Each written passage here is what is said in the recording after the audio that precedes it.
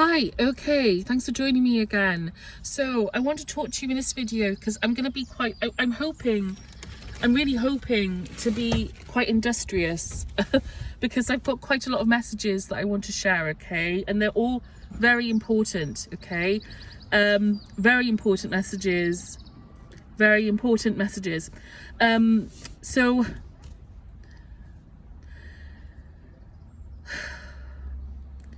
okay, so I've been shown that there is a possibility, there's a couple of things here. Okay. There's a couple of things here. I've been shown that there's a possibility that we will end up having a nuclear war, okay? Or there will be some sort of nuclear escalation of some kind in some sort of conflict. I'm not convinced that that is going to be the conflict we have in the Middle East. Right now, I'm not convinced that that's the conflict that's going to end in, but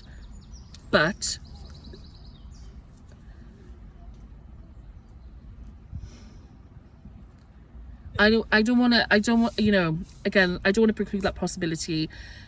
There is a scenario that I've seen, but again, there's another scenario that I've seen. So basically towards the end of the 2030s, I've seen the possibility of a nuclear war, okay, of some kind. The reason why there would be a nuclear war is because of the fact that planetary changes are due to unfold around in the early 2040s, as I've seen. So about 2038, 2039 is when I've seen a possible nuclear war, okay? But I can't tell you for sure if that's actually going to be, you know, obviously, again, things are fluid, and you know, again, it's an approximation, okay? The point is, okay, that there is something, unfortunately, in the ether about this, okay? There's something about nuclear war or the idea of a nuclear strike that is in the field, so to speak, okay? And people come from spirit to tell me quite a few times that we've got to be focusing on disarmament, nuclear disarmament, okay? There are people who've come through to me and said that, again, we've got to try and work towards this, because, and I think one of the big reasons for that, well, two of the big reasons for that, is because of the potential for mutual destruction. The potential for mutual destruction, of course, which is a big thing. And the second of all, obviously, you know, without, you know, the tremendous loss of life it would cause. And the other thing is that because of the AI influence as well, I don't believe we should be we shouldn't be handing over our technology, you know, power control of our weapon systems and our defense technologies to AI, okay? There are a lot of reasons for that, and I think it would be a mistake for us to do that, based on what I've seen, the way that AI tries to control things, and NHI, more importantly, as well, that the way they use these things for control as well. So I think, you know, but the most important thing being is preventing, obviously, an apocalyptic scenario. Okay, I want to go back to the reasons why, the reasons for that potential nuclear strike. The reasons for that would be, again, to wipe out a certain section of the population ahead of planetary changes. Okay, and that is in order to make sure that whoever goes into the planetary changes, that basically the same power structure remains in place post-cataclysm, apocalypse, however you want to put it. There's the same power structure, the same global elite network, whatever you want to call it, remains in place after this, okay? So this is the main reason, to make sure that a certain ideology survives that transition, okay? And again, this is not an indictment of those people, or, you know, I'm not trying to say that these people are evil, okay?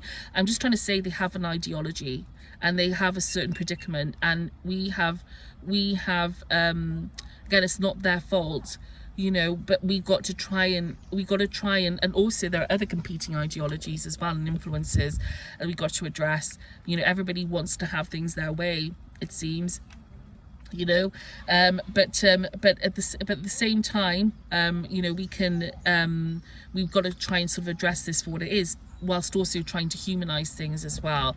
So, you know, again, looking at it with like a very clear, sober lens, that this is actually, you know, the agenda here, but then also again taking steps to sort of again make this about the themes, the narrative, the subtext you know,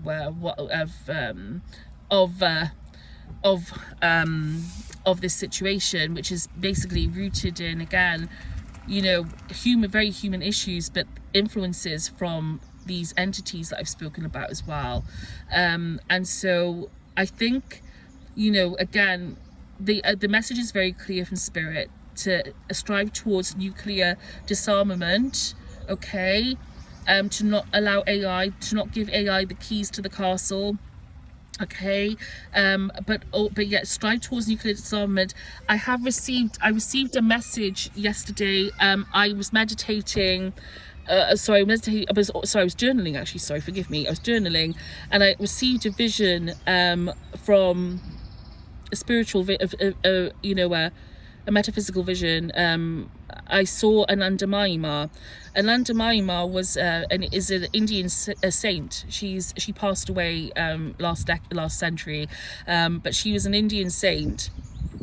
And she's come through to me a few times. She comes through to me very often as like a representation of Divine Mother, and I saw her in basically in what I believe I saw her basically merged with what you would call God, you know, merged within on a certain plane, okay, where, you know, the plane merge with God, okay, basically my representation of it, okay, or a representation that I've seen before. And so she came through to me, and she had her hands together in like a prayer position, and she said, "Halt, no war." Okay, she said, "Halt, no war." And so again, that's a very clear message that was given. Like I said, again, they're not trying to say, "Oh, we are God and we are," you know, we're trying to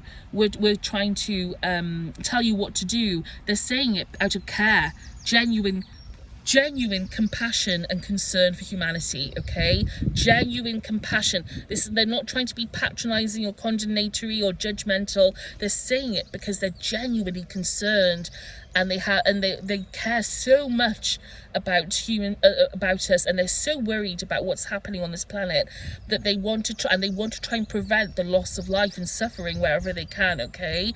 Because God loves everybody and everything unconditionally, and they're trying to get this across in many different ways. You know, Archangel Shamiel was also with me as well at that time. Like, they were trying to help me sort of get that message, get the messages through. You know, I've had Jesus come through to me quite a few times as well, to get through messages as well, or like trying to say to people, you know, I've had quite a few messages of trying to encourage people to go within more, to explore their consciousness, to try and find truth, to find God, all that is, to try and find the truth of, you know, who we really are at this time. And he said to me yesterday, he said, you know, if people want to go through me, because I you know, I don't see Jesus as a Messiah, and that's it. Hang on a second, I take that. Okay, Jesus to me, okay, represents Jesus to me. First of all, I wish he'd never been crucified, okay? God bless him. Like, he you know, he went through so much suffering. He should never been crucified. But he's my friend. He's a spiritual mentor, you know, and I look to him as a guide, as a friend, you know, as someone. But he said to me yesterday, he said, if people want to use me to find redemption, or like they want to use me as a friend, or they want to use me to find God or to find themselves again, that's absolutely fine, because I feel quite protective over him because of what he went through.